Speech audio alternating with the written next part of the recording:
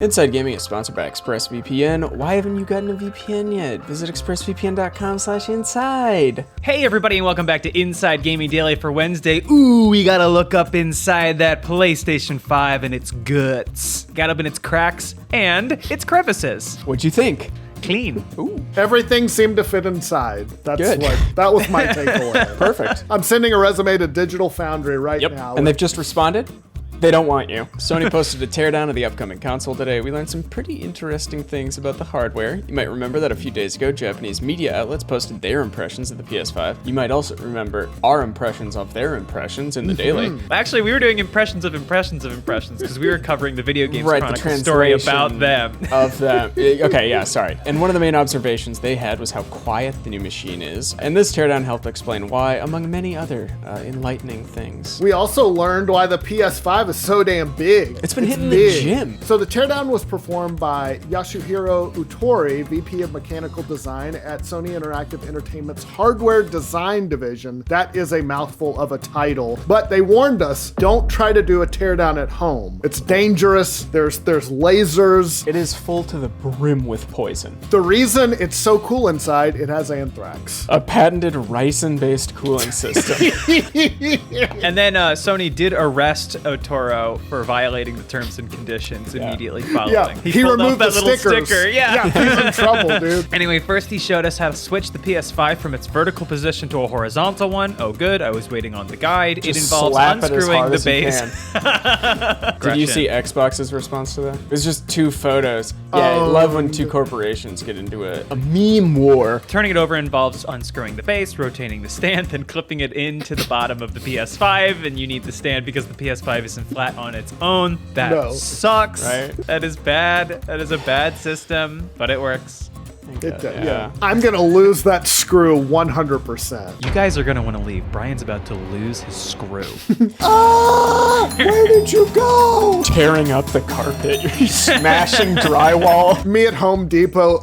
I need a PS5 screw. I don't. Where's your gaming aisle? My kid ate it. He then showed us how to remove those big white panels on the side. I didn't know that was something you could do. They're one of the PS5's most notable features, and they seem to come off pretty easy. You just lift the back corner and slide them off. So you'd assume like some new faceplate styles in the future. They're definitely Must be. Next, let's talk about dust. Nobody likes it. It gets up all in your console. It ruins everything after a few years. Well, the PS5 has a solution. Ootori showed 2 dust catchers on the console. There are these holes. He said you can vacuum out the dust through those 2 holes. So there you go. Nice. Yeah, it seemed like I actually like that. Next up, the cooling. Turns out the PS5 has a giant cooling fan that's capable of drawing in air from both sides. It's 120 millimeters in diameter and 45 millimeters thick. It is a beast. Plus, the whole back of the console, one big exhaust port. So they're not playing around with this cooling thing. They want it nice and cool. And it's no wonder all those Japanese outlets were talking about how quiet it was. There's a lot of ventilation. There's a big fan. And I'm in Texas. Like, this thing needs to be kept cool. It's 300 degrees 5 months out of the year here. As Ootori was taking the console apart, he showed off the Ultra HD Blu-ray drive unit. It's completely covered in a sheet metal case and mounted with 2 layers of insulators to reduce drive noise and vibration.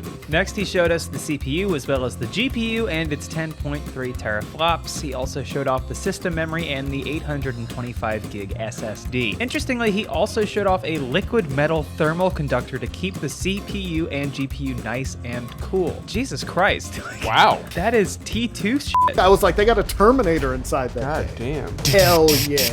Also, just the phrase liquid metal is awesome. The PS5 also has a really, really big heat sink that looked like it took up almost like half of the space inside the console. It uses a heat pipe like the PS3 and the PS4 did, but Ootori said that the shape and the airflow of the PS5's heat sink have made it possible to achieve the same performance as a vapor chamber. Yeah, liquid metal and a giant heat sink. They basically built a freezer that can also play video games, I feel like. What is a vapor chamber? Is that the thing that made Dr. Manhattan? Yes, it is. I tire of these game consoles. I think I'll create my own. That was something that your college roommate bought to smoke weed out of. That is actually probably yeah. what it is. Yeah. Did you ever have that experience where someone in your friend group bought some new device to smoke weed and you all smoke it and it's just like, we've gone too far. This is way too much.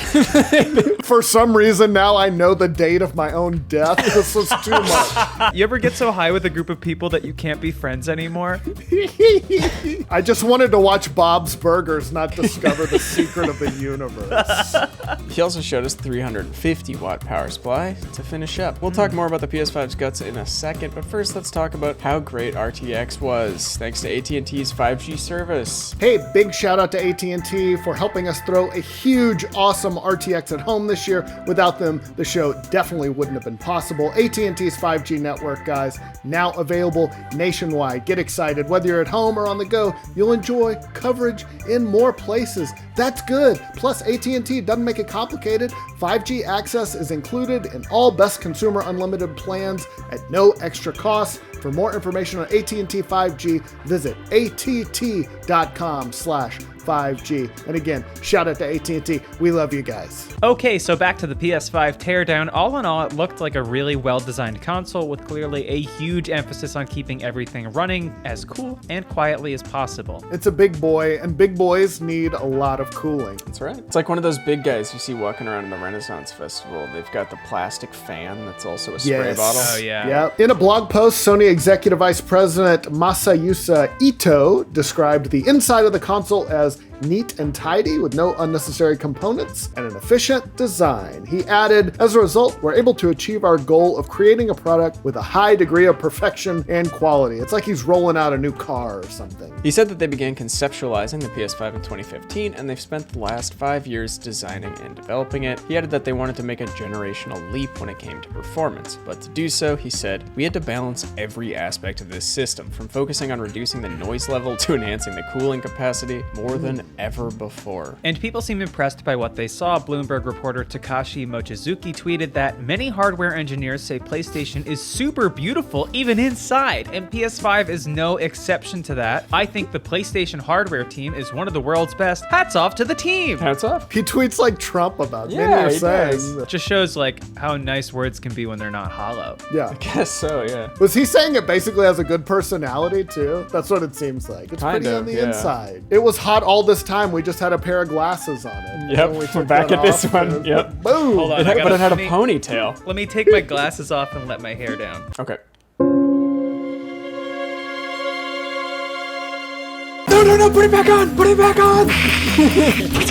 The teardown also definitely reinforced the fact that this is a big console. Again, those memes, hilarious. It was an absolute beast. It was funny when it was in the vertical position next to Ootori. Like, it was as big as he was. Fucking vending machine. Yes, that is what it looks like. It looks like one of those Coke freestyle things. But will there be enough of them to go around when they release next month? Surely not, because we also know that Sony has been having tons of supply issues when it comes to producing the PS5. Previously, Sony predicted that they'd produce about 15 million PS5s by the end of March 2021, but now they've cut that estimate by 4 million units. Now they're just predicting that they'll make 11 million PS5s in that same time period. That'll be gone before noon. I'm not even gonna, I don't think, try to get one in 2020. Yeah, exactly. I think I'm gonna get VR instead. There's nothing coming out for it that I need to play immediately. No, me either. I mean, well, Demon's Souls I really would like to play, but I can wait. I still have the old one.